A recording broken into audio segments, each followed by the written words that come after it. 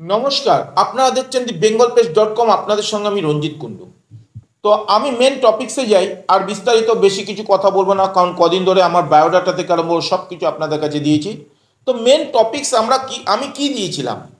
আমি দিয়েছিলাম প্রথম কথাই হচ্ছে তথ্য দিয়ে সত্য খবর করা, আর টপিক্সটা ছিল রতনে রতন চেনে শুয়োরে চেনে কচু, আর সংসার ভাঙার খেলা কে খেলেছিল তার সমস্ত কিছু তথ্য প্রমাণ এক এক করে বিন্দু বিন্দু করে দিয়ে যাচ্ছি, আর দিয়ে যাব যতক্ষণ শেষ না হচ্ছে।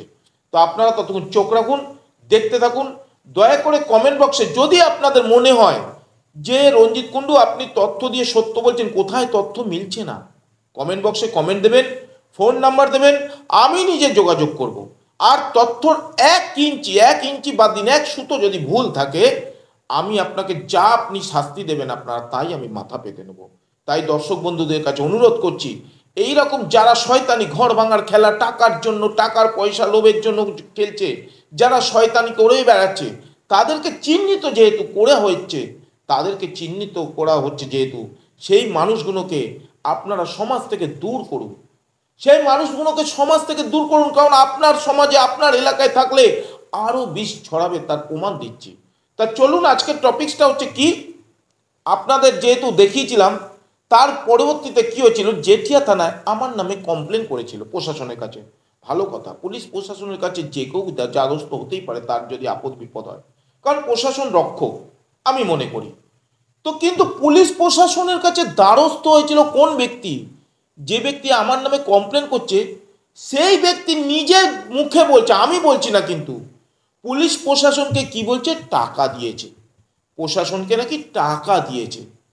তাহলে পুলিশ প্রশাসনকে যেই ব্যক্তি টাকা দিয়েছে বলছে, সেই ব্যক্তি কিনা আবার মানুষের কাছে কমপ্লেন করতে যাচ্ছে। তা দর্শক বন্ধুগণ, এটা জিজ্ঞাসা থাকছে নাকি, উমা আপনি বলছেন টাকা দিয়েছে পুলিশ প্রশাসন, আবার পুলিশ প্রশাসনের কাছে গিয়ে রঞ্জিত কুণ্ডুর নামে কমপ্লেন করছেন, এর নামে কমপ্লেন করছেন, তার মানে আপনার থেকে টাকা নিয়ে কাজ করে প্রশাসন নাকি? এটা আপনি বোঝাতে চাচ্ছেন? আমি না, আপনি বোঝাতে চাচ্ছেন, তাই নাকি? দেখুন তো, সত্য কি মিথ্যা আমি বলছি নাকি উনি বলছে, সমস্ত কিছু তথ্য সমেত দেখে নিন। আমার কথা না, বারবার জোরাত করে বলছি, আমি কিন্তু তথ্য দিয়ে সত্য খবর করতে চাচ্ছি। তাতে যা হবার হবে, যা খুশি হবে, তাতে যদি আমার আইনের খাতায় আমি অপরাধী হই, যদি মনে করে প্রশাসন, মনে করতে পারে, যা শাস্তি দেবে মাথা পেতে নেব।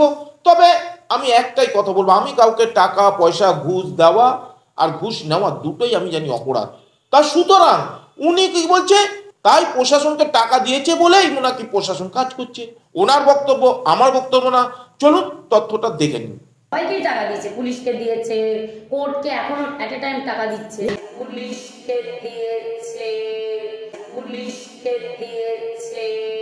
আমি বললাম যে এই যে রিপোর্টার এতজন এলো তোমাদের হয়ে কাজ করলো পয়সায়, বললো না দিদি সবাইকেই টাকা দিতে হয়েছে, দিদি সবাইকেই টাকা দিতে হয়েছে, দিদি সবাইকেই টাকা দিতে হয়েছে।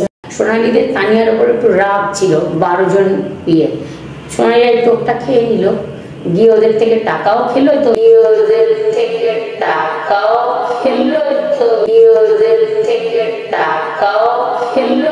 তো শুনলাম আমার ছাত্রীর কাছে, শুনলাম মানে টাইম টু টাইম টাকা নিয়েছে ওদের, মানে টাইম টু টাইম টাকা নিয়েছে ওদের, মানে টাইম টু টাইম টাকা নিয়েছে ওদের। তাহলে দর্শক বন্ধুগণ, আশা করি আপনাদের তথ্য দিতে পারলাম। আমি বলছি না, কে বলছে, যে ভদ্রমহিলা বলছে, ভদ্র মহিলা বলে বলছি, কারণ এটা সমাজের একটা দেখায়, মানুষজনকে মা বোনদের সম্মান দিয়ে বলতে হয়, সম্মান দিয়ে বলছি। উনি বললেন প্রশাসনকে টাকা দিয়েছে, তাহলে তথ্য দিয়ে দিলাম, আপনারা দেখতে থাকুন। যদি মনে করেন আপনারা যে আমি তথ্য ভুল দিচ্ছি, কমেন্ট বক্সে আমার নাম্বার দেওয়া থাকছে, ফোন করবেন, আমি অবশ্যই যোগাযোগ করব। ততক্ষণ দেখতে থাকুন, চোখ রাখুন দি বেঙ্গল পেজ .com। আর সমস্ত কিছু বক্তব্যটাকে দয়া করে ভাইরাল করুন, সমাজটাকে, এই ডাস্টবিনটাকে মুক্ত পরিষ্কার করুন। এইবার সুযোগ এসেছে কিন্তু মুক্ত করার। চোখ রাখুন।